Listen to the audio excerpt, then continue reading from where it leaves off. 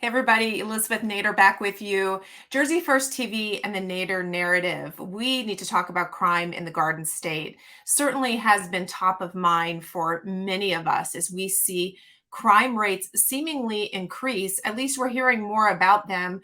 We're hearing about car thefts, so many things that concern people, bail reform. There's a lot swirling out there, but it's sort of hard to get the facts and really understand what's truly happening and what's driving it.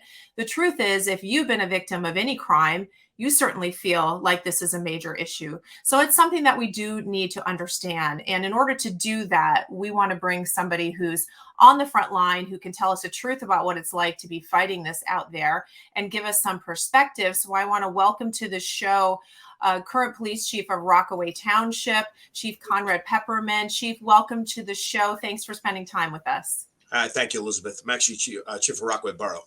Oh, Rockaway Borough. I'm sorry. That's all right. No Well, I problem. was given that's a little bit different, right? In New Jersey, borough versus township, we got to get that correct. Yep. So my apologies. Right. Not only that, you're a former Mine Hill Township councilman, Right.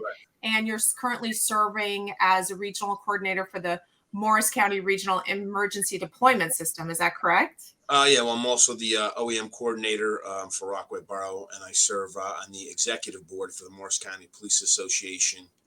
In addition to that, I serve as the legislative chairman in Trenton, which represents the police chiefs in New Jersey.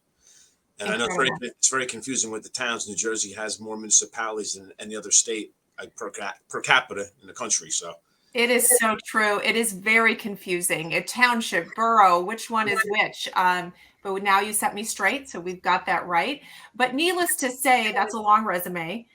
You know what you're talking about, and we appreciate some of your time here because people are getting more and more concerned about crime in the Garden State. And, you know, it definitely feels like, if I don't even dig into the stats, it feels like it's increasing. Am I right in saying that? yeah, definitely certain crimes have increased. We've seen a spike in violent crimes, auto theft. Another big thing is shoplifting. It's just all around, I think, in every municipality, especially within the inner cities, crime is up. Crime is up. So one of the things that you do when something increases is you look at the factors, right? You say, what has changed? So I want to talk about one item first, which is bail reform. Now, this is something that passed, that the Jersey voters voted on, and it's been implemented. I'm not sure that a lot of people understand bail reform, and more importantly, how, in your opinion, did that change crime rates, as well as, like, you know, how we're managing people who are committing crimes in the state? Can you kind of explain that to people? Yeah, sure. I mean, the initial when bail reform was first established, obviously, was meant because people, obviously, in lower socioeconomic scales, they committed a crime. They couldn't bail themselves out. Where people came from, higher income brackets, were able to get back out of jail onto the street, which is understandable. Mm-hmm. However, I think you've lost the human element where you're put into a computer system and a PSA score pops up and determines whether or not you can be released or sent to jail. And depending on what you do, a lot of times, 9 times out of 10, the score is very low, where you had that personal touch where the officer could actually sit down, run a full background check on the defendant and call a municipal court judge and explain to them the situation. And 9 times out of 10, the person would be incarcerated. I think another problem with the bail reform is also it doesn't work with New York. So you could commit a crime in New York and the next day you're out on the same crime, and it's a recidivism rate that just keeps going on and on. There's no end to it. So I think that's one thing that they have to look at, is these scores. And also, I know as far as domestic violence cases, we're seeing it, influx of domestic violence cases where normally times the domestic violence would be put on a warrant and the person would be incarcerated. And now with the bail reform, they're being on the summons and are being released. Is it fair to say that this is really out of the hands of law enforcement and the judges, whereas before, as you illustrate, there was this, ability to kind of collaborate and decide what is the best way to handle this? This is literally an algorithm? Yeah, it really is. And another problem I believe with it is the people know that, again, their words, not mine, what I'm hearing from, chiefs from around the cities, is that the people know, the defendants know, that if they show up to court, they maintain a lower score on the PSA. And I believe that it's like, if you hit a 6, it's automatic jail. They know to keep their score like a 3 or under, so they keep committing crimes and not be incarcerated. Hopefully we've had a lot of talks with the legislators, judges. So I'm hoping, there be something that the solution to the problem. Yeah, it's interesting. Sometimes I think we mean well, right, by passing certain laws and saying, well, this is going to solve it, and then a lot of times we're not able to see the result of that until years later.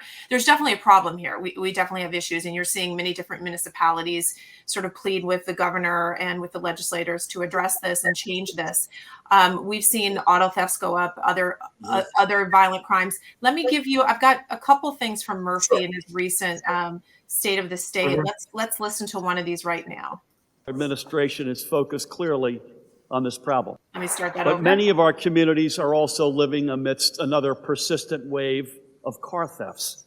Over the past year, our administration is focused clearly on this problem. We grew the state police's auto theft task force to give it greater ability to investigate and disrupt car theft rings, including adding new detectives and prosecutors. Police pursuit policies were revised to explicitly permit the pursuit of stolen vehicles. And then we marked $10 million in federal American Rescue Plan funds to purchase and install automated license plate recognition technologies for local police to better track and trace not just the stolen vehicles, but importantly, those being used to shuttle would-be car thieves into targeted neighborhoods. These steps, thank God, are already helping to bring down the numbers of car thefts. From September through December, car thefts were down 13% from the same 4 months in the previous year. Okay, so not to get partisan, because this just happens to be our governor, right? But what if he's saying is true in your experience, and what is not quite accurate?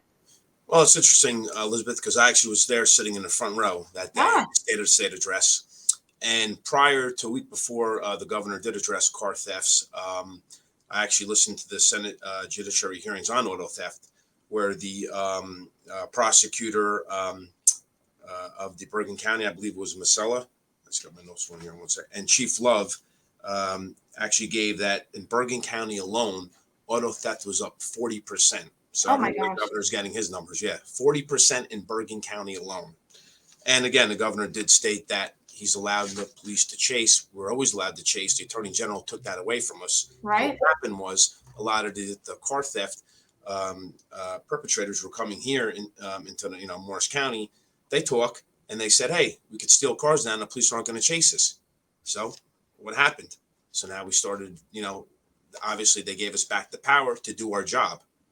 To chase again. And again, it comes down to common sense, the totality of circumstances. Do we chase maybe, 3 o'clock when school's letting out? No. But maybe if it's 2 a.m, there's no traffic on the road, which most of these car thefts occur in the evening time, we're going to chase. Unhandcuff the police, let us do our job.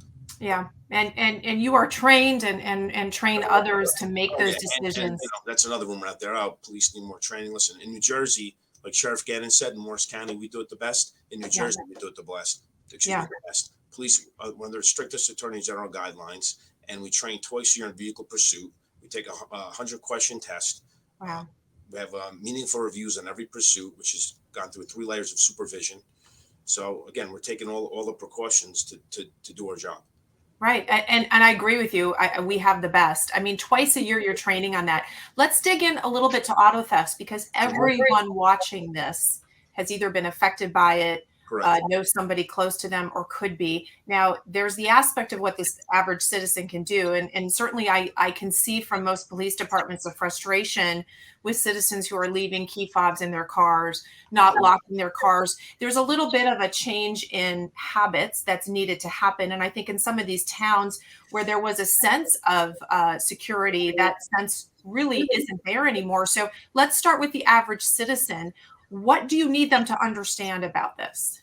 Well, again, 1 + 1 is 2. It's not 6. Common sense. Lock your cars, please.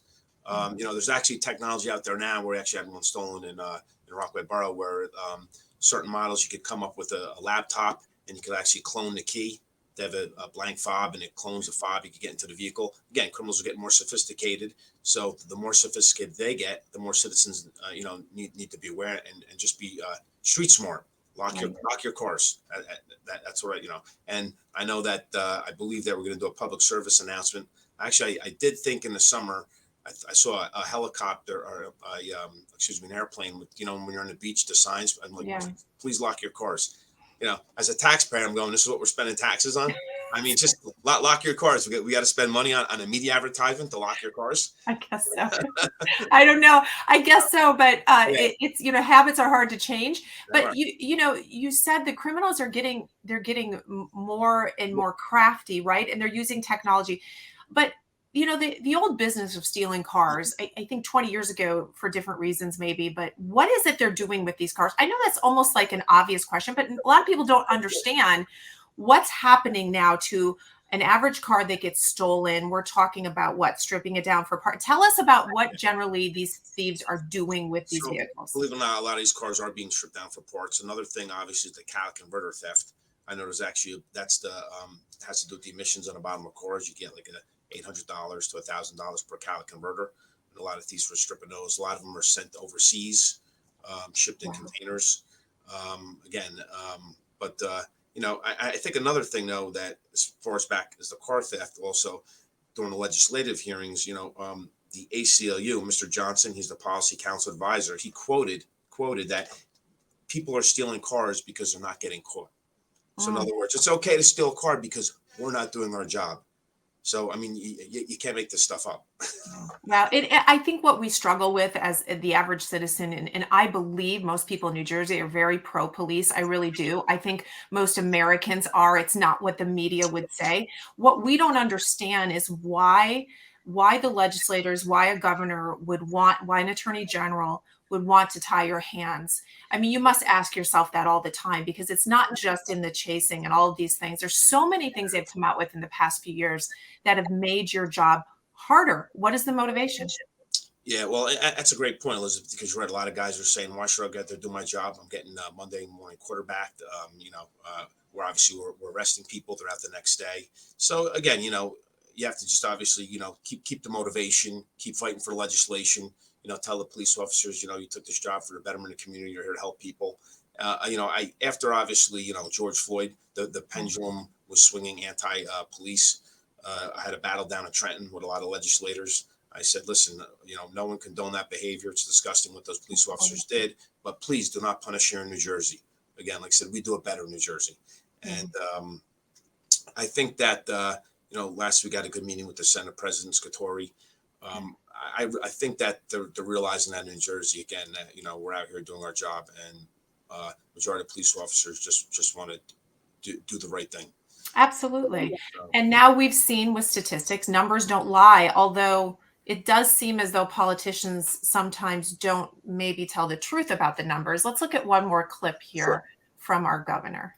To end the epidemic. I noted our ongoing efforts to end the epidemic of gun violence that infects too many of our communities, and not just around our state, by the way, but across the country. Because of New Jersey's strong gun safety laws, in 2022, we saw shootings go down 26% and gun homicides go down 17%. Okay, what is true and not true about what he said? well, as far as that, in Morris County, we don't really have the problems with the gun violence, but I've talked to a lot of, I'm good friends with the chiefs in Newark and other major cities, and they're telling me the crime is up. I don't know where the governor's getting those statistics from. And a lot of people want to always blame the guns. That's another whole thing we could talk about is, gun control, with the new permits to carry. But if you do look, and I tell, everybody about, just like we do policing better in New Jersey, we actually do gun control better in New Jersey. Mm. We do extensive background checks for citizens that want to get, their permit to purchases. So I think, you just can't go into a store, show a license like in some states and you get a handgun. So, again, I think New Jersey, they should model what we do across the country, have uniformity. But I definitely see a spike in, gun violence and everything else. Again, it has to do with everything, bail reform. And another thing is with these stolen cars, they're not just stealing them. They're stealing these cars to commit robberies, Sure. murders. So, we did have some positive, hopefully, they were going to move the, from a third degree to second degree, anybody involved in carjacking or auto theft. But the one thing they did not want to touch was on juveniles. And juveniles were the ones that were taking the cars. They feel like they didn't want to put them into the system at a young age. So So that's where we're seeing a spike too, is juvenile Oh yeah, crime. oh, definitely, yeah. And if you ask anyone in Morris County and the police chiefs, it's a lot of juveniles that are stealing the motor vehicles. And then I wonder how the issue with marijuana has to play in that, and of course that's a whole nother thing. But back to the stats. As I understand it, the state police haven't released any data in almost 2 years. I'm not sure where the governor's getting his numbers. Why is it hard to find statistics on crime in New Jersey right now? My opinion, I think that a lot of major cities, the mayors, they want to put it out there. They want everyone to think that the community safe. I don't know. That's a question I need to ask the legislators, though. Where's the gun data? Where's the violent crime data? Right. It's a great question. Yep. All right. Let's shift for a moment to cybercrime, Mm-hmm. because this is something now that you've been having to deal with more and more. Different towns have had these issues of attacks from in the cyberspace. Do you guys spend time looking at where the vulnerabilities are? Is that something that comes across your desk? Yeah, absolutely. I mean, just as us as a police agency, we were attacked, several years ago, and there's several other agencies in Morris County. But with our partnership with HSI, Homeland Security, the FBI, larger scale events, we've had businesses, residents been taken over between identity theft, bank accounts. So that's something that also people need to be aware of. Obviously, and that's obviously the future, right?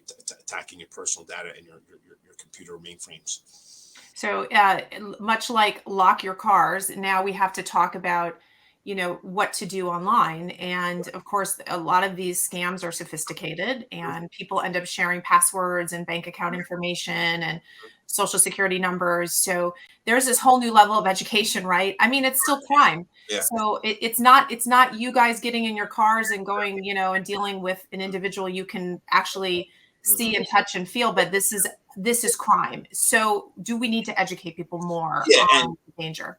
Yeah, that's a great question, Elizabeth. I think, one thing we do here in Rockaway, and I know in New Jersey, we have great community policing throughout the state. So one thing, we put stuff on Facebook, other social media. When we have our national night out where the police and the community get together, we educate them on scams. I always tell people, I go, just breathe, take them. And a lot of people right away, they're in a rush to do something right away. I had somebody come in here last year. They wired, I think, 10,000 to Nigeria. I said, I feel bad for you, but I can't send a detective to Nigeria and find your money. Again, 1 + 1 is 2. It's not 5. Again, I tell residents, common sense, just think, and they're praying a lot. We meet with the senior citizens. They're another victim of scams. They get phone calls. They're the ones. Yeah. I've heard of the one, like, grandma, I'm locked up. I need you to get me out, or I need money, whatever. And I think that emotional moment, that stress, and you get somebody who's, maybe homebound or isn't really, and they suddenly feel as though this could be true. It doesn't take much to be convinced. We think we wouldn't be, but these scams can be pretty convincing. They can be. And that's why I tell everybody, I go, put down the phone, take a number, tell the person you'll call them back, and I go and call your local police department, and we'll help you. We'll walk you through it. There's no need to rush and get everything right away, run to the bank and give them money or wire them money right away. Amazing. We actually one other thing on that. Yeah. We actually had a call where, this is an interesting one. We got a call from the UPS store. This was last month, where the box fell over and there was $24,000 of cash that fell out of the box. So what happened was, he $24,000 cash. So we thought, possibly could have maybe been something narcotic related. It was actually a scam. He was mailing the $24,000 to get $1 million check back. So this is what people are falling for. Not hey, I'm sending $24,000. Can you please check this out? Let me mail the money first. I can't. People call us for the minute issues, but on the big ones, they don't call us. I mean, they call you when the kitten's in the tree, but they're about to send $24,000 in cash. Yeah. I mean, amazing. It's amazing. It's amazing, but I mean, all kidding aside, these things happen every day. Every day, and people don't hear about it every day. We could do a whole show on just those things. I mean, not to make fun of people, really, but to sort of put in front of people, like, this is crazy what people agree to and what they do under pressure and stress and greed. Let's be honest. In the hopes that there's something easy on the other side. Nothing in life comes easy, guys. If it's easy, it's not true. I believe we have an incredible police force throughout the state. We are very strong, and I agree with you in everything you've said. And I'm a Morris County person, and I couldn't be more proud of our sheriff and all of our towns and our police chiefs. But the people of New Jersey need to really understand that they're a partner with you. So as we close this out, and you and I could talk about so many other things, and we would love to have you back. I'm so thrilled that you're so involved on the state level because you're really on the front line. So, we want to stay in touch and understand how we can support you. So what would you say to the people of New Jersey? What is the best way for them to partner with their local and state law enforcement? That's a great question. Obviously, be involved. Follow your department's Facebook page. See what the crime trends are out there. Come out when your police department has any community policing activities or events. Also get involved on a county level. Morris County Sheriff Jim Gannon is very proactive with his community policing. I also wanted to mention the prosecutor Robert Carroll, who's actually outstanding. Him firsthand will take up any legislative issues when it comes to putting criminals behind bars. And just be out there. You see something, say something. Call us. We're here. Yeah, and we didn't even touch on drugs and fentanyl and the number of people dying. I mean, this is another thing that you guys have to deal with. And I know that your industry, if you will, or your group has been through a lot since George Floyd and then through COVID. I mean, it's been a stressful time. So I just want to say on behalf of Jersey First that we appreciate you guys. We support you. We appreciate you. We hope legislatively things continue to change in your favor, because the easier it is for you to do your job, the better kind of life that we live in this state. And that is the truth. That is the truth. You're here to make it a better place to live. And there's that thin line, we need it between what is a good life and what is a bad life, is you guys standing in between. So Chief, thank you so much. We will have you back. Thanks for all of your insights, and continue to fight for all of us. We appreciate you. Thank you, Elizabeth. And thank you, Jersey First. Thank you. All right, guys, to my audience, we'll see you next week.